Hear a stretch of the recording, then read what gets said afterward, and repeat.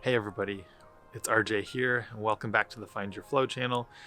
This is where we talk about going after your dream goals and spending more time in that peak state of flow. And like I mentioned, today we're talking about how we can get into more of an optimistic mindset.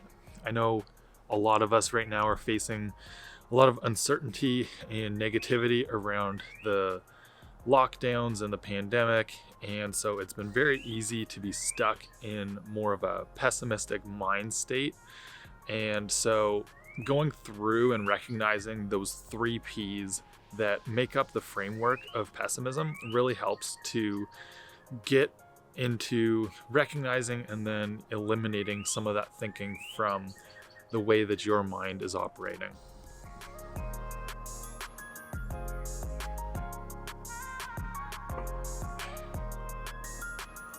So the first P of pessimism is permanence, which basically gets us stuck in this thinking that whatever is going on that's negative or is leading to pessimistic thinking is going to last forever. And I've been seeing that a lot lately with the way everybody's thinking about these lockdowns and the pandemic. It certainly can feel like it's going to last forever, because we keep getting announcements of further restrictions and being locked down again. And it feels like it's been going on for a very long time, which it has, over a year now that we've been on and off with these situations of going into lockdowns.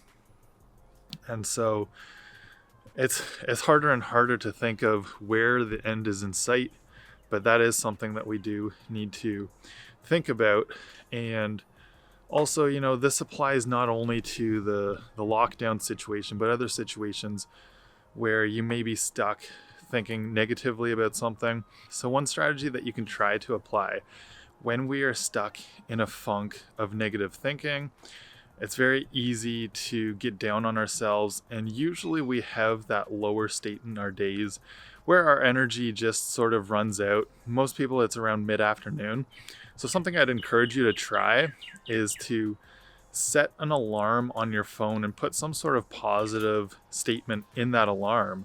So it goes off, around 2 or 3 p.m. when you're feeling at your lowest state, and remind yourself of something, whether it's whatever positive action that you can do, maybe to help other people, or just as some sort of affirmative statement that you can use to remind yourself that you're on the journey that you're working towards whatever goals.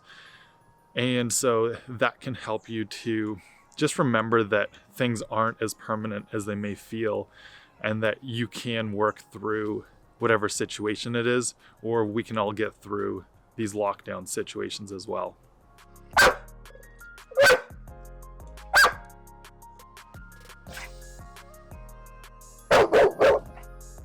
So the next P is pervasiveness.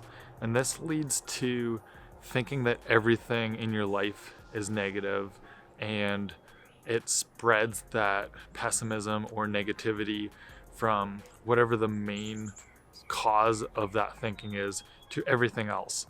And it can definitely feel that way with the lockdown and the situation that we're facing, because a lot of things have been affected by that.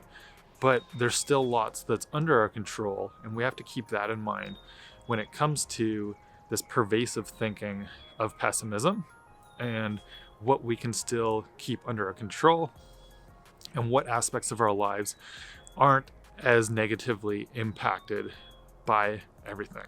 So one of the strategies that is helpful to use in order to counteract pervasiveness is to think about thresholds and cue yourself whenever you go through a threshold that you're in a new room, you're in a new situation, and whatever you've carried with you from the last room, the last situation, doesn't have to apply here specifically.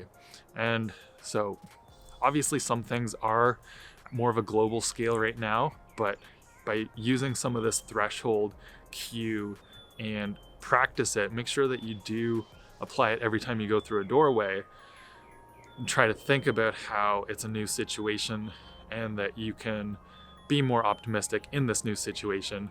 The more it'll become ingrained in you and part of a habit that's very helpful for cueing that optimism.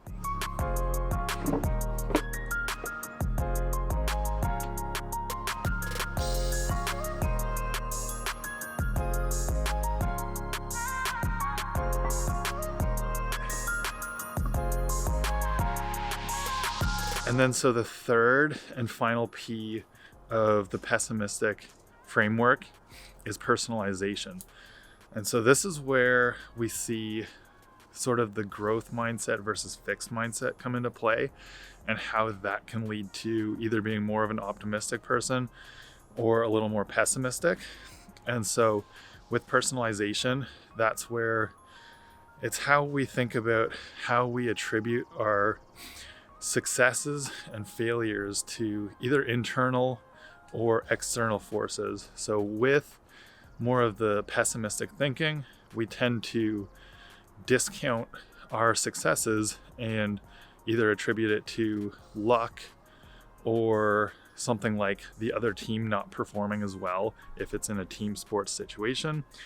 And then with the failures, it's something that we tend to internalize in negative or pessimistic thinking, where we say we're just not good enough or things like that, where it's more of a universal negativity. Now, on the flip side of that, with growth mindset and with optimistic thinking, it's more the internal locus of control, that we're thinking about our successes because we did hard work or we put in the work in order to become successful. And when things don't go our way, it's either because we need to, study harder or practice more, and sometimes attributing it to something like the other team just performed better, or there was, bad luck on the day. There's more of that external control in place as well. So when we're personalizing things in an optimistic way, we are seeing that, or we're acknowledging that we can and we did perform well, but we're also looking at how we can do better or continue to make improvements, and that's where the growth mindset comes into play. And really with this, it helps to either write down or journal about the things that you can do when it comes to facing failures or successes, acknowledging them, but also talking about how you can improve in future circumstances is the main way that you can work on developing this growth mindset and not being stuck so much in a fixed state of always blaming yourself for negative things going on. So think about how you can apply this 3 Ps of pessimistic thinking framework to whatever it is you're dealing with. You can write it down or talk about it with somebody else, but identify where that permanence, pervasiveness, and personalization are coming into place for you with a situation that you're struggling with. Because starting to recognize this is one of the first steps in order to shift towards more optimistic thinking and to get your mindset in the right place that it needs to be. So I hope that you found this video helpful, and if you did, be sure to hit the thumbs up and also subscribe to the channel. It would be greatly appreciated. And until the next video, dream on and find your flow.